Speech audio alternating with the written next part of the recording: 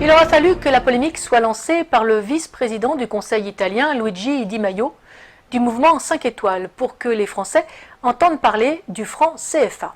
L'affaire est née le 20 janvier, quand Luigi Di Maio a déclaré à propos des migrants, je cite, « À partir d'aujourd'hui, ceux qui veulent débarquer en Italie, on va les emmener à Marseille. Je vais demander des sanctions contre les pays qui colonisent l'Afrique. La France imprime le franc dans les colonies pour financer une partie de sa dette. Pour laisser les Africains en Afrique, il suffirait que les Français restent chez eux. » Fin de citation. Le franc CFA, c'est le franc de la communauté financière africaine qui est le nom de deux monnaies communes héritées de la décolonisation. Le franc de la communauté financière en Afrique pour le Bénin, le Burkina Faso, la Côte d'Ivoire, la Guinée-Bissau, le Mali, le Niger, le Sénégal et le Togo.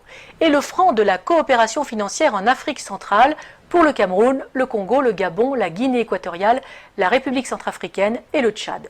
14 pays en tout, pas tous francophones et ni anciennes colonies françaises, parfois protectorats allemands, espagnols ou portugais. Créé par De Gaulle le 25 décembre 1945 avec Soustelle et Pleven, le franc CFA est un outil de réaffirmation de l'autorité de la métropole sur des zones qui ont échappé à son contrôle lors de la Seconde Guerre mondiale. Ce qui pouvait se comprendre au lendemain de la guerre prend une autre tournure au moment de la décolonisation. Ce franc CFA, imprimé à Chamalières dans le Puy-de-Dôme, dans le fief de Giscard d'Estaing, ampute les pays qui l'utilisent de la marque de leur souveraineté. On gardera à l'esprit le parallèle avec l'euro.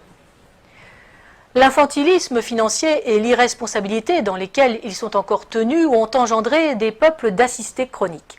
Leurs chefs d'État sont devenus des mendiants et des voleurs pratiquant d'un côté une politique de révérence envers la puissance étrangère qui les protège et qui détient leur porte-monnaie et spoliant de l'autre leur population.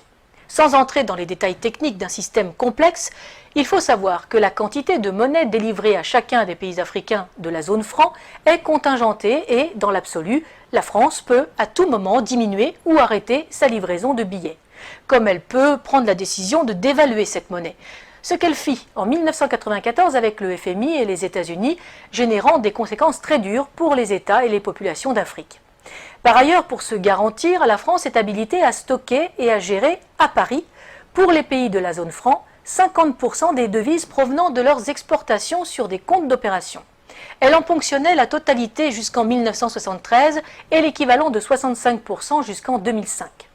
Les recettes en devises du cacao, du café, de l'EVA, du pétrole, du coton, de l'uranium, de l'or, du diamant, du manganèse, des métaux rares, etc., vendus dans le monde entrent donc pour une bonne part à la Banque de France et non dans les pays africains de la zone franc qui ont généré ces exportations. Un flux en dollars, livres sterling, yens et euros dont le Trésor français a la garde et place à son profit sur les marchés financiers internationaux.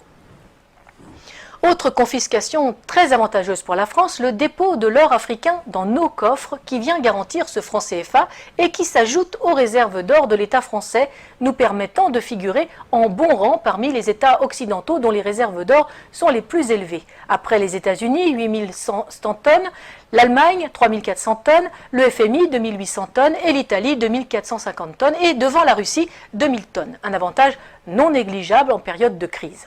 Un bon moyen, par exemple, de rassurer les agences de notation et les marchés auxquels la France emprunte de quoi boucler son budget. Enfin, le franc CFA constitue avant tout un levier politique qui permet une ingérence directe dans les affaires d'un pays. Il a suffi au gouvernement de Sarkozy de couper les robinets de la Banque centrale d'Afrique de l'Ouest et de fermer les banques filiales de banques françaises en Côte d'Ivoire pour mettre Laurent Gbagbo en difficulté. Nous aurons d'ailleurs l'occasion de revenir sur le cas de la Côte d'Ivoire et de son président légitime, Laurent Gbagbo, dans une prochaine édition. En vérité, le franc CFA n'est pas un vestige de la colonisation, c'est une privatisation de la colonisation. Elle permet à nos dirigeants de corrompre les élites africaines, d'imposer la présence des multinationales comme Areva, Total ou Bouygues dans des marchés publics africains avec des fonds publics mais des bénéfices très privés.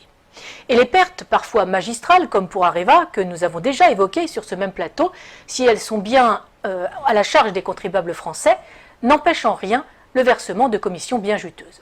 Ce sont les mêmes multinationales qui font venir la main-d'œuvre africaine en Europe, un sous-prolétariat déraciné de pays corrompus et ruinés, une masse d'esclaves qui a l'énorme avantage de faire baisser les salaires des Européens et de mettre à mal tous les systèmes sociaux de protection, maladie, retraite, famille et les services publics. En multipliant les bénéficiaires sans apporter de nouveaux contributeurs, l'équilibre est rompu, les systèmes de protection et les services publics ne fonctionnent plus. Du coup, les bénéficiaires légitimes, les seuls contributeurs, les deux souches, n'en veulent plus et le privé peut prendre la relève et empocher de juteux bénéfices. Les délires complotistes, Charlie Hebdo, dans son édition du 27 octobre 2004, citait des propos tenus par Renaud Dutreil, alors ministre de la fonction publique, le 20 octobre à Paris, lors d'un déjeuner-débat de la Fondation Concorde. Je cite, « Le problème que nous avons en France, c'est que les gens sont contents des services publics. L'hôpital fonctionne bien, l'école fonctionne bien, la police fonctionne bien. Alors, il faut tenir un discours, expliquer que nous sommes à deux doigts d'une crise majeure, mais sans paniquer les gens, car à ce moment-là, ils se recroquevillent comme des tortues. » C'était en 2004, on mesure le chemin parcouru en 14 ans.